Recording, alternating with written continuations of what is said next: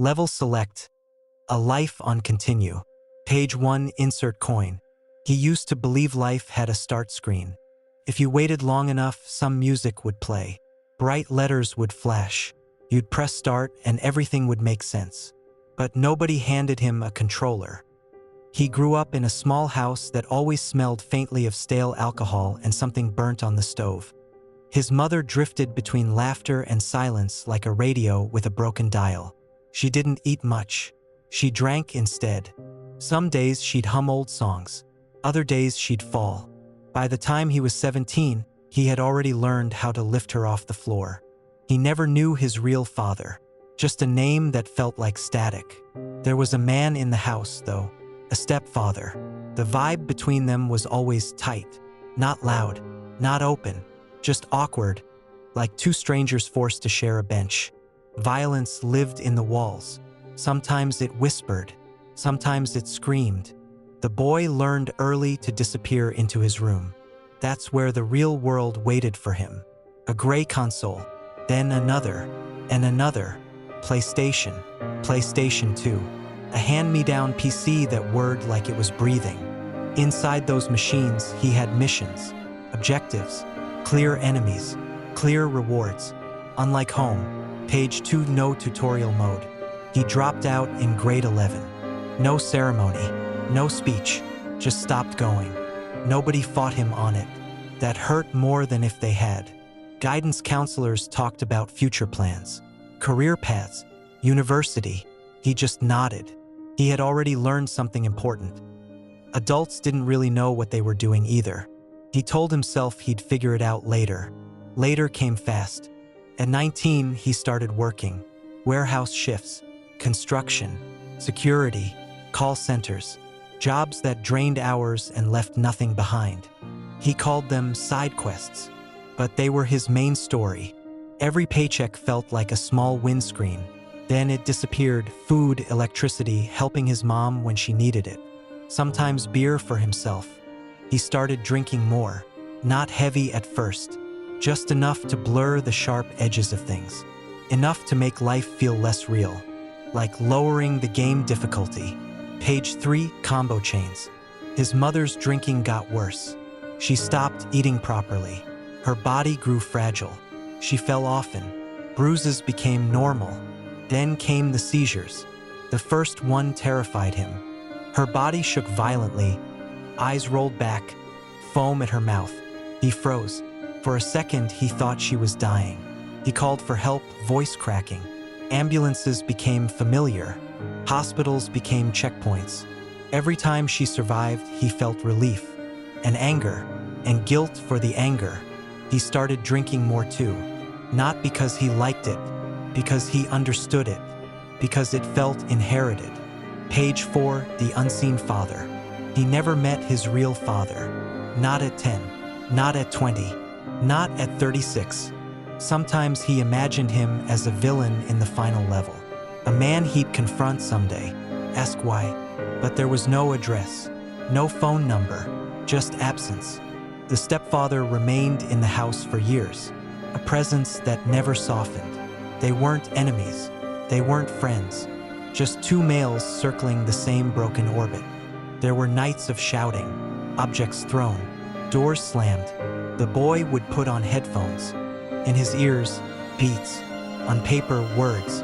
Page 5, secret skill unlocked. He discovered rap like some kids discover religion. It gave him language. He could turn chaos into rhythm, turn pain into punchlines. By 25, he had recorded over 100 songs. By 30, over 400. He had videos too, shot on borrowed cameras, edited late at night, uploaded quietly. No following, no buzz, just views from friends, maybe a stranger or two. When he was younger, he performed at small events, open mics, tiny stages, heart racing, palms sweating, but alive. Then he stopped. He told himself the world wasn't ready. Truth was, he wasn't ready to be seen. Page 6, glitch in reality. He lived like life was a sandbox game. You could restart later, fix things later, grind later. Teens, 20s, late 20s, early 30s. He blinked and he was 35. No savings. A few small assets. Console. A PC. Some recording equipment. He had resigned from his last job after unfair treatment. He told himself it was about dignity. But now he had no income. His mother was nearly 70. Her condition 10 times worse. Seizures heavier. Falls more dangerous. He felt like he was carrying a boss battle he couldn't defeat. Page 7. Game over screen. One night she had a seizure that lasted too long. He thought, this is it. He held her hand while waiting for the ambulance. Whispered things he never said before. Promises. Apologies. Please. She survived again. But something changed in him. For the first time, he realized, this isn't a game. There is no extra life. Page 8. The hardest lesson. He tried to control her drinking. Hid bottles. Poured them out. Begged. Yelled. Threatened. Nothing worked. The hardest lesson he learned. No matter how hard you try, you cannot control another person's actions. They may be fighting demons you cannot see. You can love them. You can help them. But you cannot live for them. That truth broke something in him. And freed something too. Page 9. Facing the mirror. At 36, he looked in the mirror and didn't see a boy anymore. He saw a man stuck between blame and responsibility. He blamed his father for leaving. Blamed his stepfather for coldness. Blamed his mother for drinking. Blamed jobs for being small. But the mirror didn't argue. It just reflected. He realized he had been pressing pause on his own life, waiting for someone to hand him purpose. Page 10. Training arc. He stopped drinking for a while. It wasn't dramatic. No announcement. Just one day he chose not to buy it. He started writing again, but differently. No more hiding. He studied marketing, branding, performance psychology, watched interviews of artists who started late. He practiced performing alone in his room, then in front of one friend, then at one small event. His voice shook, but he didn't run. Page 11. Catching a break. One of his songs, raw, honest, about his mother's seizures and his absent father, caught attention online. Not viral, but enough. A small blog featured it. A local radio station played it once. Someone messaged him, "This helped me." That line hit harder than any paycheck. He realized success wasn't a million followers.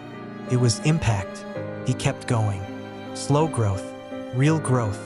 Page 12. Continue. His mother's health remained fragile. Some days better, some days worse. He stopped trying to control her. He started controlling himself. He built routine, saved money, took contract work while building music steadily, networked without ego. 38. He wasn't famous, but he was stable. He wasn't rich, but he wasn't empty. He never met his real father, but he stopped needing to. The boy who thought life was a game finally understood. Life isn't about beating the level. It's about learning how to play with intention. He still writes, still records, still fights his demons. But now he knows something he didn't at 17. You can't choose where you spawn. You can't control every NPC.